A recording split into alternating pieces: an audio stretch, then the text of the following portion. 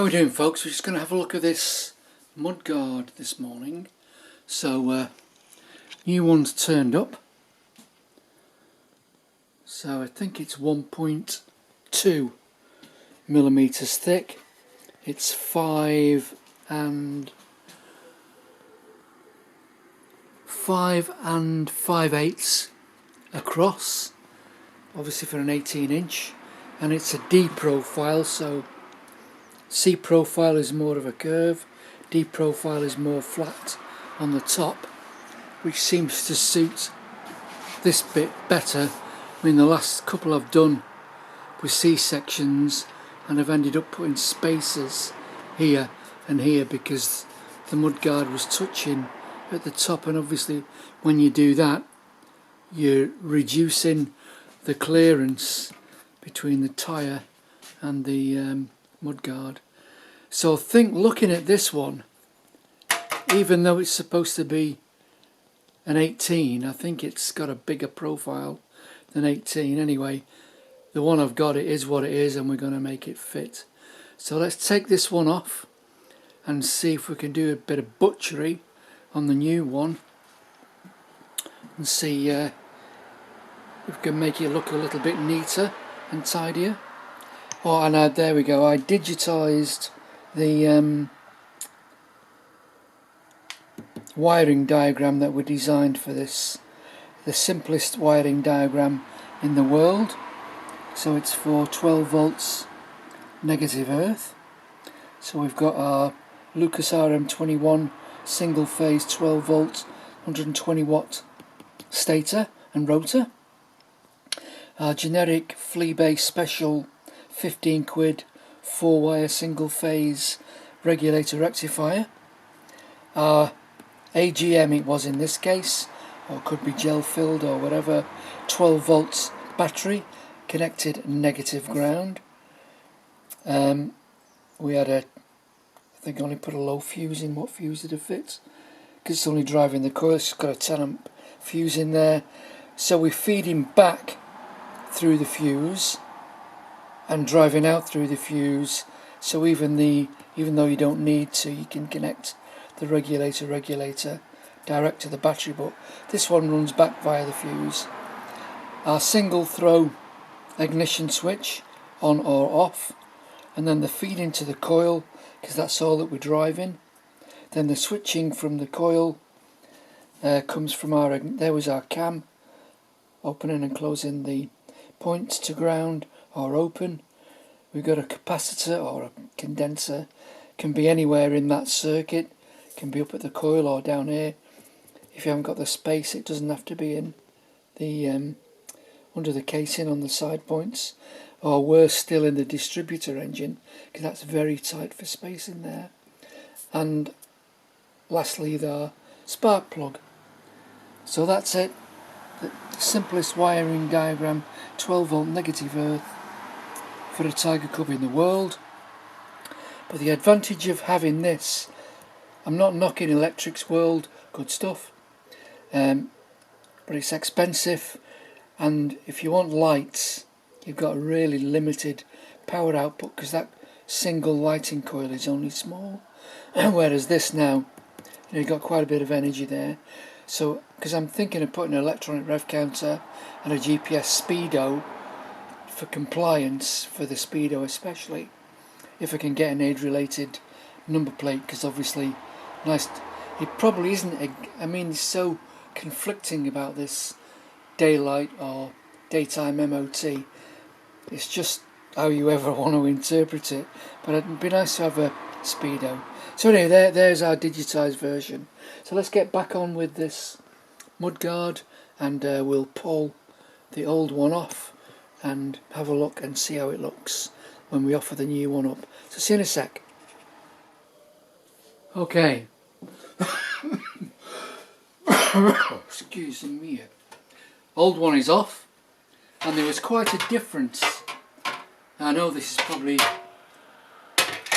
giving a bit of a false, you can see how that's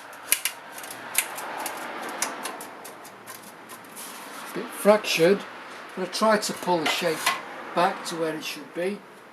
I offered the new one up and it was way off radius wise.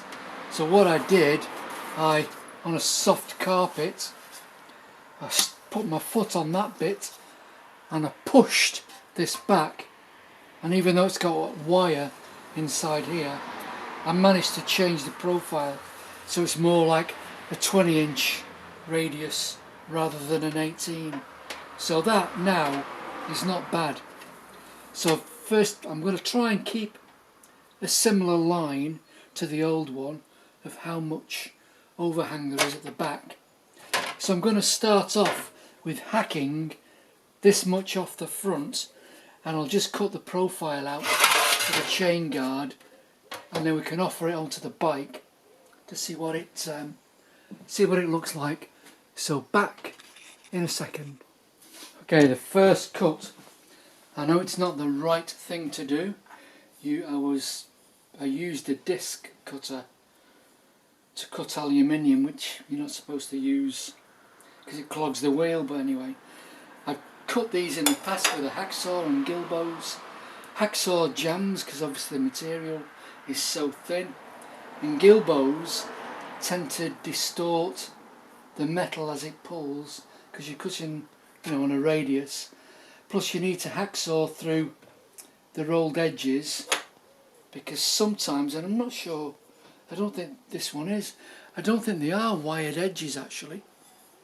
I think they're just rolled, but sometimes they could be wire, a wired edge rolled over wire.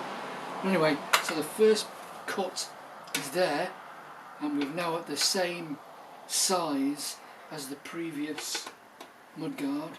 So now I'm going to replicate a little bit neater, hopefully, the cutout for the chain guard, and then I'll also then look at cutting this side for the exhaust, rather than what they've done here is they've just twisted it in, which looks, I know it maintains a bit of strength, but it looks quite ugly. But what I propose to do is, where the mudguard bracket is, I propose to put a plate over the back to spread the load a little bit, because maybe that's why they've just bent this piece in. But anyway, let's cut this piece out first, or mark it and cut this piece out first, and then I'll see what I can do with this side before we offer it up. So back in a second. Okay, there we are. So hacked a few lumps off, and there we have it. So I didn't end up, I was going to set to put a plate on there, but they're so close together with those big penny washers. Oh, mudguard washers, how appropriate is that? So I think they're going to carry the load quite well. So let's stick it on and see what she looks like. See you in a sec. Okay, she's on. Shazam. So, according to the damper here, the chrome, I've got about 4 3/4 or 120 odd mil of chrome on the damper. I know you're never going to get it crushed that close, and I've got exactly the same here, about 120, 4 3/4 travel, so that should be fine.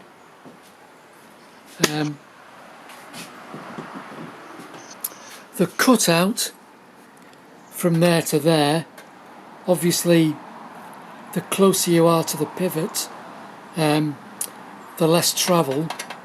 So, I could take the shock absorbers off and measure it, but there's no way that's going to interfere. That's well clear. So it's turned out it's absolutely solid, and it's very square on the bike. Obviously I'm very close probably got about, on the inside there, probably about 3mm, but obviously this, the relationship between this and this never changes, so that is going to be fine.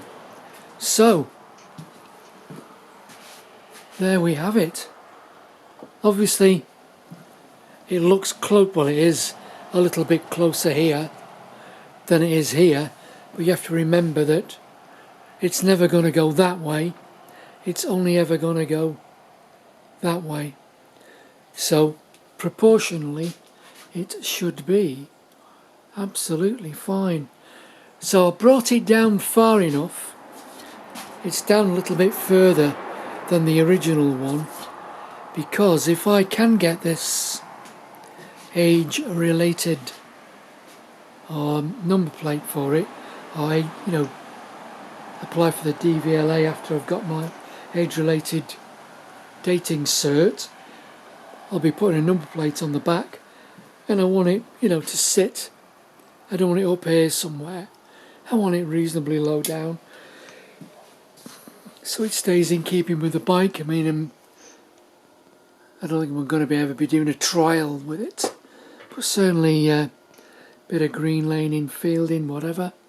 And yeah, so jobs that are left now, 2 jobs. One job is the side stand, which I'm going to have a go. So I don't want it on this side because of the leaks you get from out the gearbox, from the gear selector shaft and the kickstart shaft, but there's loads of meat on this and it's thick, and I've already got a bolt to pick up from there. I can drill and tap into the very thick part there, and I reckon that I could put a centre stand to come off there, and the lower it is, the lower it is to the ground, the shorter it would need to be. So that's a job. And there's an issue which I've found, which I'm not sure what it is yet, but I've got an oil leak from in between this case and this case, the void, and the oil tanks. Obviously we've had oil in the oil tank because we've had it running, but the oil tank's dry because I've had it off for painting, yet I've still got this bit of a weep. So when I pull it all down for the final 2K 2-pack painting, because I'm going to do the tank and the frame, oil tank and airbox, because it gives it like a hard finish as well. It's like a clear fiberglass resin, isn't it? So it's going to be stripped anyway, finally stripped, so I'm going to have to pull that casing off and find out what's going on. But there we are, a nice tidy shiny aluminium rear number plate. I'll have to polish the front one now to match it, but that's another job. Alright folks, there we go. Take it easy, and we will catch you on the next video. See you later folks.